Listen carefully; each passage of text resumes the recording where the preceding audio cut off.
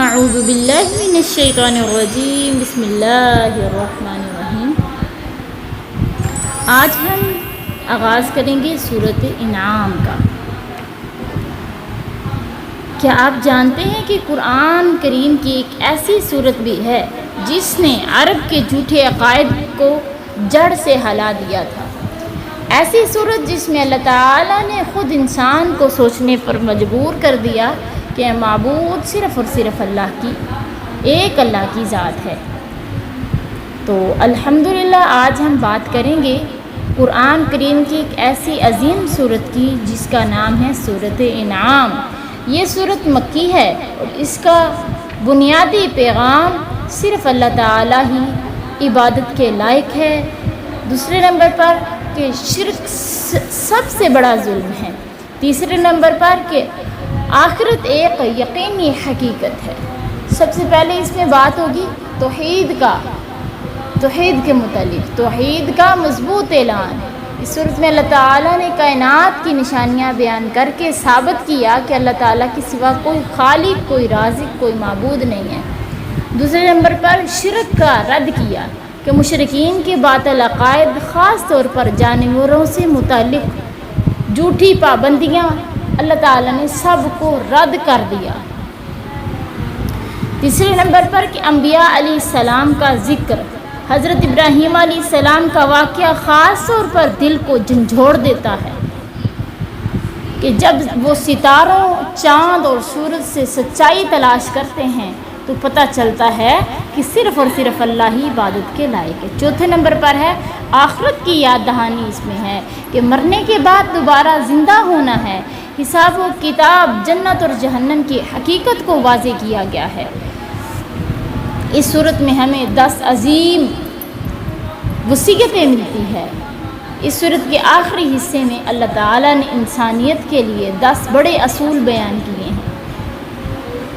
جو کہ شرک سے بچو، والدین سے حسن سلوک کرو، ظلم اور قتل سے بچو، انصاف قائم کرو، اللہ کے راستے پر چلو اور ماپ تول میں کمی مت کرو۔ تو انشاءاللہ العظیم سورت کا آغاز کرتے ہیں اور پڑھتے ہیں۔ یہ سورت ہمیں صرف معلومات نہیں دے گی بلکہ ہماری زندگی کا رخ بدل دے گی۔ اگر دل میں سچائی کی طلب ہے تو سورت انعام ضرور پڑھیں، کیونکہ یہ سورت دل کو اللہ کی طرف کھینچ لاتی ہے۔ اگر آپ چاہتے ہیں کہ ہم قرآن کی ہر سورت کو آسان اور دل نشین انداز میں سمجھائیں تو اس چینل کو ضرور سبسکرائب کر دیں اور ویڈیو کو دوسروں تک ضرور لازم شیئر کریں، کیونکہ دوسروں تک پہنچانا یہ بہترین صدقہ جاریہ ہے۔ چلیں سبق کا آغاز کرتے ہیں۔ بسم اللہ الرحمن الرحیم۔ انعام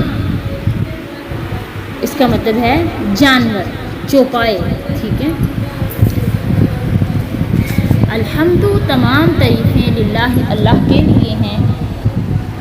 الذی خلق السماوات والارض، اللہ وہ ذات ہے جس نے پیدا کیا زمین و آسمان کو، وجعل الظلمات والنور، اور بنا دیا اندھیرے کو اور روشنی کو، ثم الذین کفروا بربہم یعدلون، پھر کافر اپنے رب کے ساتھ برابری کرنے پر تلے ہوئے ہیں۔ اللہ تعالیٰ نے اپنی تعریف بیان کرتے ہوئے فرمایا کہ تنہا وہی آسمانوں اور زمینوں کو پیدا کرنے والا ہے، اس لیے صرف وہی تمام تعریفوں کا مستحق ہے، کیونکہ جس ذات نے زمین و آسمان جیسی چیزوں کو پیدا کیا در حقیقت وہی حمد و ثنا کے لائق ہے۔ جس ذات نے ظلمت اور نور جیسی چیزیں پیدا کی ہیں، یقیناً وہی تمام تعریفوں کا حقدار ہے۔ آگے اللہ رب العالمین کہتے ہیں ثم الذین، اسی آیت میں کہ ثم الذین کفروا بربہم یعدلون، یعنی جب ہر چیز کا مالک و خالق صرف اللہ ہے، یہ مشرکین اسے اپنا رب پالنے والا تسلیم کرتے ہیں تو ان پر لازم تھا کہ عبادت بھی اسی کی کریں، مگر یہ پھر بھی دوسروں کو اس کے برابر گردانتے ہیں، ان کے سامنے سجدے کرتے ہیں، ان کے نام کی نظریں چڑھاتے ہیں، منتیں مانتے ہیں، مشکلات میں ان سے مدد طلب کرتے ہیں۔ یہ کس قدر بے عقلی ہے کہ پیدا اللہ کرے، روزی بھی اللہ دے، پھر مانگا کسی غیر سے جائے اور اس کو اپنے رب کے برابر ٹھہرایا جائے۔ حضرت ابو موسیٰ اشعری بیان کرتے ہیں کہ رسول اللہ صلی اللہ علیہ وسلم نے فرمایا اذیت کی بات کو سن کر صبر کرنے والا اللہ سے زیادہ کوئی نہیں، کہ لوگ اس کے لیے بیٹا بناتے ہیں وہ پھر بھی ان کو عافیت سے رکھتا ہے، رزق دیتا ہے۔ آگے اللہ کہتے ہیں هو الذی خلقکم من طین، اللہ وہ ذات ہے جس نے پیدا کیا تمہیں مٹی سے، ثم قضا اجلا، پھر ایک مدت مقرر کی، وہ اجل مسمى، اور ایک مقررہ وقت عندہ اس کے پاس بھی ہے، ثم انتم تمترون، تم پھر بھی شک کرتے ہو کہ هو الذی خلقکم من طین، یعنی آدم کو جو تمہاری اصل ہیں اور جن سے تم سب نکلے ہو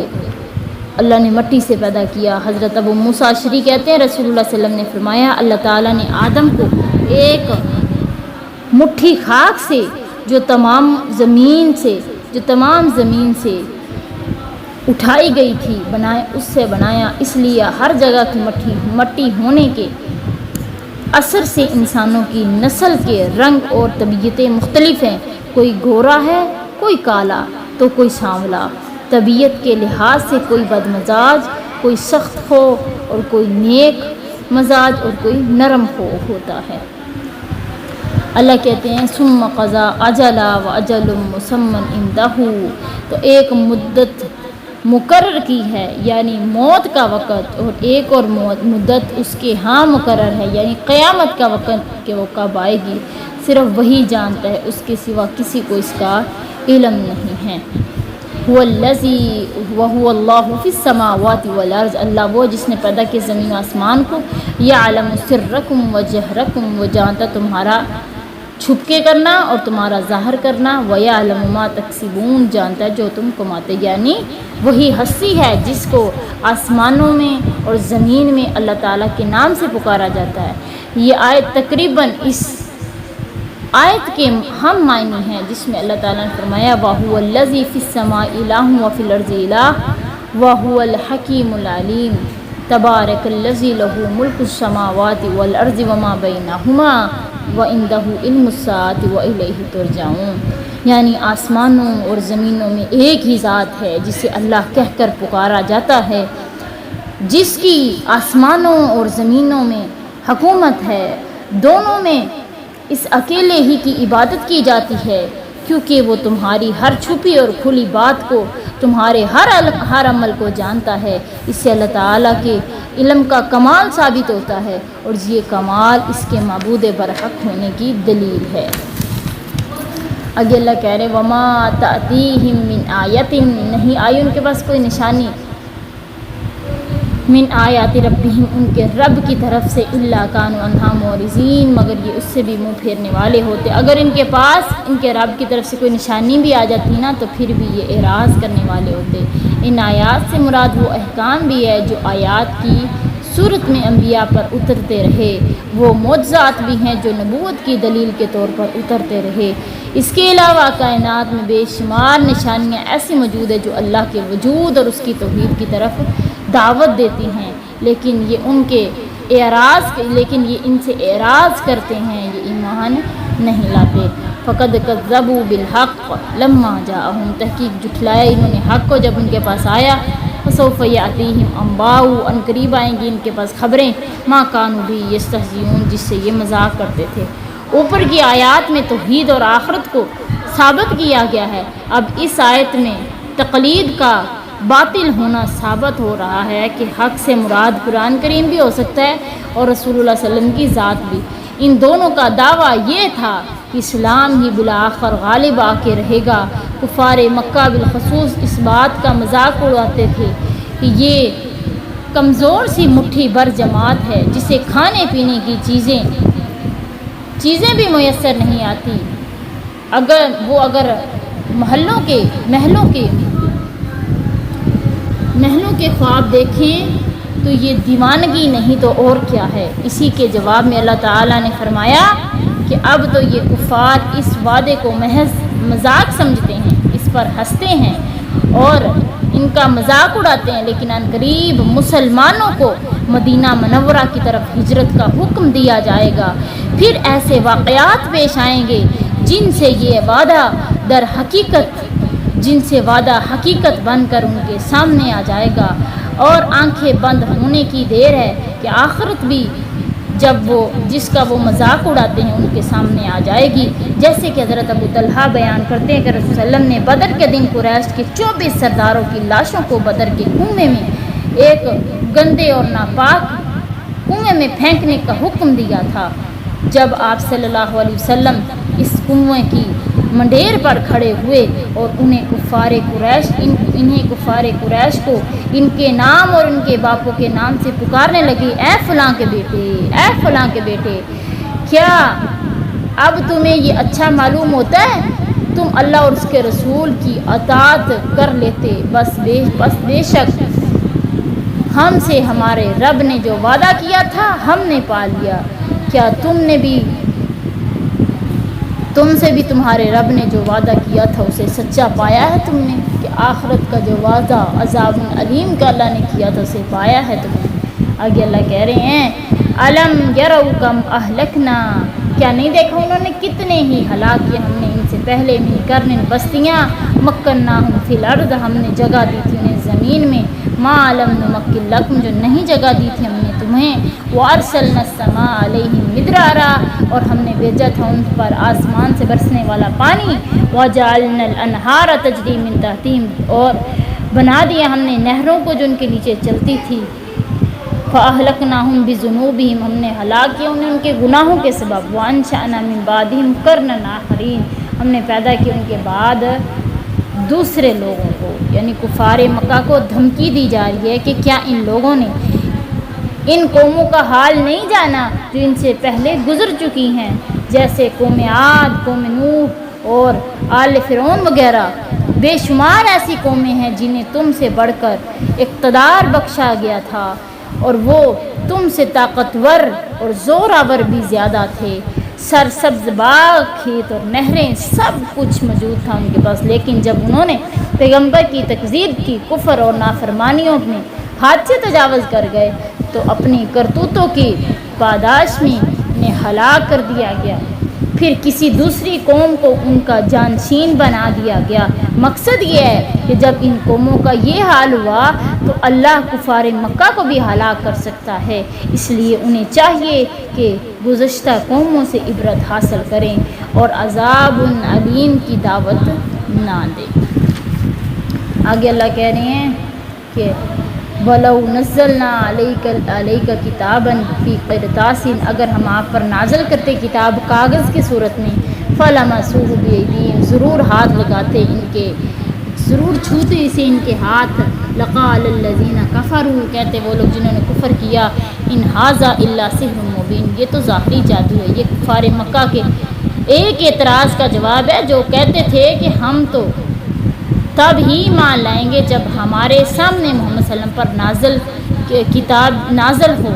اور ساتھ فرشتے بھی ہوں، اور جو اس بات کی گواہی دیں کہ یہ واقعی اللہ تعالیٰ کی طرف سے نازل شدہ کتاب ہے۔ اللہ تعالیٰ نے اس کا یہ جواب دیا کہ کافر اس قدر ہٹ درم ہو چکے ہیں کہ اگر یعنی کہ ہم ان کا مطالبہ پورا کر بھی دیں اور وہ کتاب کو چھو کر دیکھ بھی لیں تو یہ محض نظر بندی کا شکار نہیں بلکہ یہ حقیقت ہے، تب بھی وہ یہ کہہ دیں گے کہ یہ سب کچھ جادو ہے اور تم جادوگر ہو۔ وقالوا لولا انزل علیہ ملک، وہ کہتے کیوں نہیں اترا اس پر فرشتہ، ولو انزلناه ملکا، اگر ہم اتارتے فرشتہ، لقضی الامر، فیصلہ کر دیا جاتا، ثم لا تنظرون، پھر انہیں مہلت نہ دی جاتی۔ یہ کفار کے دوسرے اعتراض کا جواب ہے کہ محمد صلی اللہ علیہ وسلم پر فرشتہ اپنی اصل شکل میں کیوں نازل نہیں ہوتا جسے ہم دیکھ سکیں اور ہمیں یقین آ جائے کہ اس اعتراض کے جواب میں اللہ تعالیٰ نے فرمایا اگر اس حالت میں ان کے پاس فرشتے نازل ہوتے تو وہ ان کے پاس عذاب لے کر آتے، لیکن اگر فرشتے بھی آ جائیں پھر بھی یہ ایمان نہیں لے کر آئیں گے۔ وَلَوْ جَعَلْنَاهُ مَلَكًا لَجَعَلْنَاهُ رَجُلًا، اگر ہم اسے فرشتہ بناتے تو یقیناً اسے آدمی بناتے۔ وَلَلَبَسْنَا، اور ان پر وَلَلَبَسْنَا عَلَيْهِمْ مَا يَلْبِسُونَ، اور ان پر وہی شبہ ڈالتے جو وہ شبہ ڈال رہے ہیں۔ یعنی اگر ہم انسانوں کی طرف کسی فرشتے کا رسول بنا کر بھیجتے تو اسے انسانی شکل و صورت میں ہی بھیجتے تاکہ انسانوں کے لیے اسے مخاطب ہونا، دین سیکھنا ممکن ہوتا، اور اگر ہم ایسا کرتے تو پھر بھی اپنے انہی شبہات میں مبتلا یہ رہتے جن میں اب یہ بشر کی رسالت و نبوت قبول کرنے کے سلسلے میں شبہات میں مبتلا ہیں۔ وَلَقَدِ اسْتُهْزِئَ بِرُسُلٍ مِّن قَبْلِكَ، مذاق کیا گیا آپ سے پہلے پیغمبروں سے بھی، فَحَاقَ بِالَّذِينَ سَخِرُوا مِنْهُمْ، اور پھر مذاق اڑایا گیا ان لوگوں نے مذاق اڑایا ان سے، فَحَاقَ بِالَّذِينَ سَخِرُوا مِنْهُمْ، تو ان لوگوں کو جنہوں نے ان سے مذاق اڑایا تھا ان سے ملے وہ مَا كَانُوا بِهِ يَسْتَهْزِئُونَ، اسی چیز نے گھیر لیا کہ جس کا وہ مذاق اڑاتے، یعنی نبی کریم صلی اللہ علیہ وسلم کو تسلی دی جا رہی ہے کہ اگر آپ کی قوم آپ کا مذاق اڑاتی ہے تو یہ کوئی تعجب کی بات نہیں ہے، آپ سے پہلے انبیاء کے ساتھ ان کی قوموں نے ایسا ہی برتاؤ کیا تھا، لہٰذا آپ ان کی پرواہ نہ کیجیے، انجام کار انہیں اسی قسم کے عذاب سے ہلاک کیا گیا، اور جس کا وہ مذاق اڑایا کرتے تھے، جس طرح انہیں ہلاک کیا گیا انہیں بھی ہلاک کیا جائے گا اگر وہ ایمان نہیں لائیں گے۔